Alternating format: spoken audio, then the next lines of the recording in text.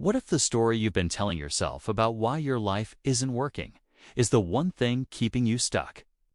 Not your past, not your parents, not your failures. The story. Alfred Adler figured this out over 100 years ago, and somehow most people have never heard of him. Freud got the fame, Jung got the mystique, but Adler got it right. He was the one who said, "You are not a victim of your history. You are the author of your future."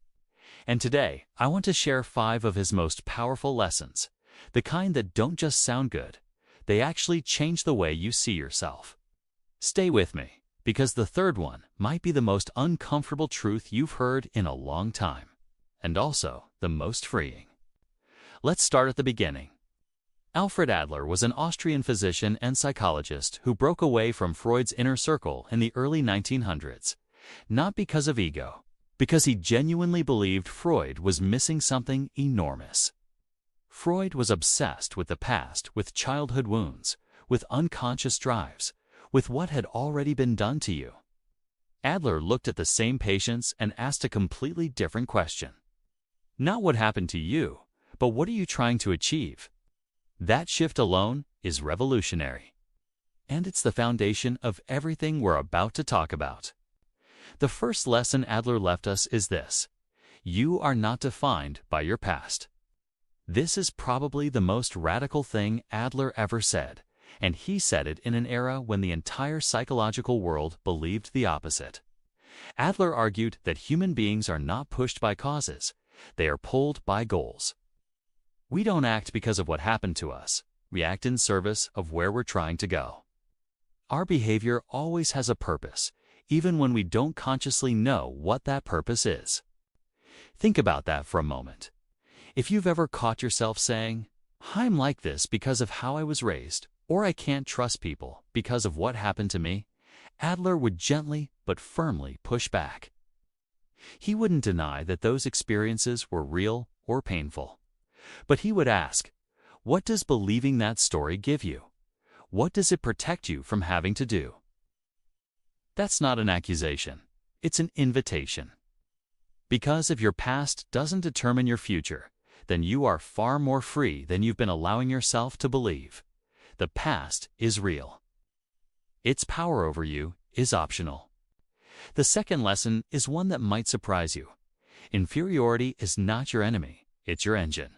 Here's something most people don't know. Adler is the one who gave us the concept of the inferiority complex. But what he meant by it is very different from how we use it today. Adler believed that every single human being is born with a felt sense of inferiority. As small children, we look at adults and see strength, capability, height, competence, and we feel small. That feeling is universal. It's not a flaw. It's just the reality of being new to the world. The question is what you do with it.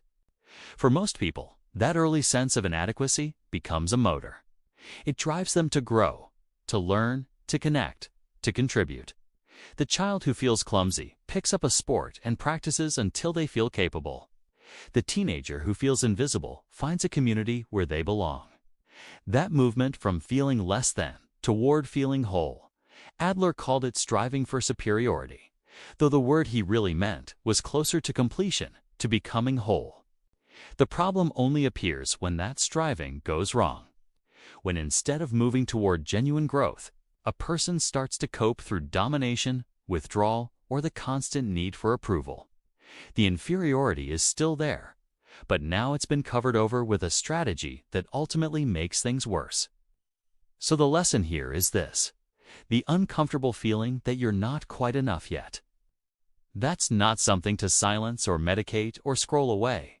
That's your nature asking you to grow. The discomfort is the signal.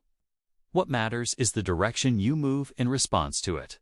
Stay with me, because we're halfway through, and the next one is where things get really personal. The third lesson is the one that makes people uncomfortable. And I say that with complete compassion, because it made me uncomfortable too. It's this: you choose your own meaning. Adler believed that emotions are not things that happen to us. They are tools we use. Anxiety, sadness, anger, discouragement. These aren't just reactions. They are, at some level, chosen. Not consciously, not maliciously, but purposefully. We reach for the emotion that serves the story we need to tell ourselves in that moment. Let me give you a simple, gentle example. Imagine someone who wants to ask for a promotion but feels paralyzed by anxiety. On the surface, the anxiety seems like the problem. It's what's stopping them from acting. But Adler would point out that the anxiety is also doing something useful. It's protecting them from the possibility of rejection. As long as they're too anxious to ask, they never have to find out whether the answer is no. The anxiety isn't the obstacle. The anxiety is the excuse. Now, and this is crucial understanding, this doesn't mean beating yourself up for it. It means recognizing that you have more agency than you thought. If you created the pattern, even unconsciously, you can also change it, not overnight, not by simply deciding to feel different, but by slowly, honestly, asking yourself, what is this feeling protecting me from? And is that protection still worth the cost? That question alone can begin to loosen something that has felt immovable for years. The fourth lesson is one Adler considered the most important of all. Connection is not a luxury, it is the whole point. Adler had a concept he called Gemeinschaftsgefühl, which is often translated as social interest or community feeling. And he considered it the single most important measure of psychological health. The idea is this: a person who is genuinely thriving is one who feels connected to something larger than themselves. Their sense of meaning doesn't come from personal achievement alone. It comes from belonging, from contributing, from knowing that their presence in the world makes a small but real difference to others. Adler believed that almost every form of psychological suffering is, at its core, a form of disconnection. The person who is chronically depressed has often lost their sense of place in the community. The person who is arrogant and domineering is desperately trying to compensate for a feeling of not belonging. Even the person who isolates themselves because people always disappoint is really just protecting a wounded longing for connection. And the remedy, according to Adler, is never to fix yourself in isolation. The remedy is to reconnect, to find a way, however small, to contribute to something beyond your own comfort. A conversation, a kind act, a responsibility you take seriously because it matters to someone else. These aren't just nice things to do. They are, in Adler's view, the actual medicine. If you're going through something hard right now, this might be the most practical thing I can offer you. Find one small way to be useful to someone else today. Not because your problems don't matter, because the act of contributing to another person reminds your nervous system that you belong here. And that reminder is healing in a way that nothing else quite replaces. And the fifth lesson, perhaps the most hopeful of all, is that you can rewrite your lifestyle. Adler believed that early in life, typically by the age of 5 or 6, each of us develops what he called a lifestyle, not in the modern sense of aesthetics and habits, but in a deeper sense, a personal logic about how the world works, what other people are like, and what you need to do to find your place in it.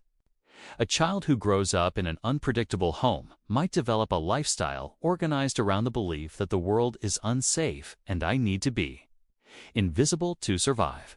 A child who is praised only for achievement might develop a lifestyle around I am only lovable when I perform. These weren't pathologies. They were brilliant adaptations to the circumstances of childhood. They made sense then. The problem is that most of us carry these early conclusions into adulthood without ever examining them. We respond to our colleagues as if they might abandon us at any moment. We collapse under criticism because at some deep level we still believe our worth is tied to our performance. We push people away before they can leave, and we do all of this automatically, invisibly, because the lifestyle is running in the background like software we've forgotten we installed. The good news, and this is genuinely good news, is that what was learned can be unlearned. The lifestyle is not your destiny. It's a set of assumptions, and assumptions can be questioned. With honesty, with time. With the courage to look at your patterns and ask where they actually came from. You don't have to blow up your life to do this. You just have to start noticing. When do you shrink? When do you over-explain? When do you assume the worst before anyone has said a word? Those moments are clues. They're pointing back to an old story. And old stories, even very old ones, can be rewritten. So let's bring it all together. Alfred Adler gave us 5 gifts that are as relevant today as they were a century ago. He told us that our past does not control us. Our goals do. He told us that the feeling of not being enough is universal, and that it can become our greatest source of growth if we let it. He told us that our emotions are purposeful, and that we have more agency over them than we've been led to believe. He told us that connection, real, generous, other-directed connection, is what psychological health actually looks like. And he told us that the story we've been living by was written by a child doing their best, and that we, as adults, have every right to revise it. None of this is about becoming a different person. It's about becoming more fully yourself, free from old fears, more honest about your patterns, more genuinely present with the people who matter to you. Adler spent his whole life trying to help people believe that they were capable of more than they thought. Not because life is easy, but because you are more resilient, more creative, and more connected than the most frightened part of you is willing to admit.